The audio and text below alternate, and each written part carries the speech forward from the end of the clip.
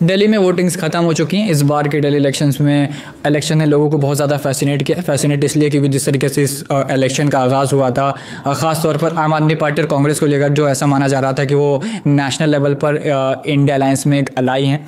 ऐसा माना जा रहा था कि दिल्ली इलेक्शंस में भी दोनों पार्टी साथ में होंगी, मगर ऐसा हुआ नहीं। बीजेपी के अगेंस्ट दोनों पार्टियों ने सोलो जाने का फैसला लिया और इलेक्शन जैसे ऐलान हुआ तो इस पूरे इलेक्शन को एक ट्रिपल थ्रेट मैच की तरह देखा जा रहा था। मैनिफेस्टो की भी अगर बात करें तो फ्रीबीज की भरमार रही तीनों पार्टी उसके मैनिफेस्टो में। और इलेक्शन में वोटिंग के दौरान भी बहुत सी खबरें आई आम आदमी पार्टी और भारतीय जनता पार्टी के कार्यकर्ताओं में झड़प को लेकर। दोनों पार्टियों ने एक दूसरे की पार्टी के ऊपर फर्जी वोट डालने का आरोप भी लगाया। और जैसी वोटिंग खत्म हुई तो न्यूज़ चैनल का जो सबसे फेवरेट पोर्शन होता है एग्जिट पोल का, वो धड़ाधड़ शुरू हो गया, क्योंकि आचार संहिता की वजह से अलाउ नहीं है कि वोटिंग से पहले आप एग्जिट पोल दिखा सकते हैं। तो अगर एग्जिट पोल की बात करें तो कांग्रेस को सबसे बड़ा झटका लगा है, जिसने बहुत ज़्यादा कॉन्फिडेंस में फैसला लिया था कि वो आम आदमी पार्टी के साथ अलायंस नहीं करेगी और सोलो इलेक्शंस लड़ेगी।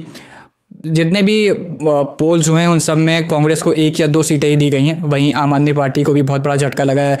एग्जिट पोल में दिखाया गया है कि मोस्ट प्रोबेबली ये हो सकता है कि भारतीय जनता पार्टी की दिल्ली में सरकार बन जाए।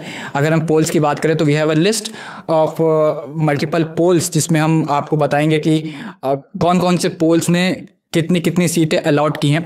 सबसे पहले हम बात करते हैं मार्टिनेज की, जिसने आम आदमी पार्टी को 32 से 35 सीटें देने की बात कही है।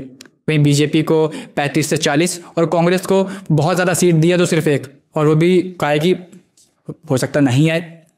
वहीं जेवीसी ने 22 से 31 सीट दी आम आदमी पार्टी को, बीजेपी को 39 से 45, कांग्रेस को 0 से 2।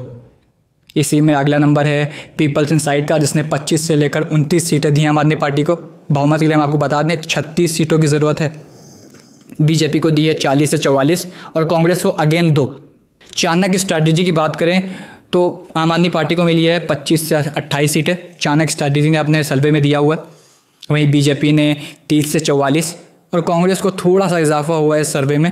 इस सर्वे में बताया कि कांग्रेस को 2 से 3 सीटें मिल सकती हैं। वहीं पीपल्स पल्स, जिसने आम आदमी पार्टी को सिर्फ 10 से 19 सीटें दी हैं, सबसे कम किसी भी सर्वे में आम आदमी पार्टी के लिए। वहीं बीजेपी के लिए 51 से 60, एक लैंडस्लाइड विक्ट्री बताई गई है इस सर्वे में बीजेपी के लिए।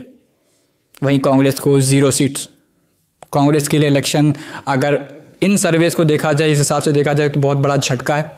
अगर बीजेपी जीतती है तो सबसे बड़ा सवाल ये है कि बीजेपी का मुख्यमंत्री चेहरा कौन होगा।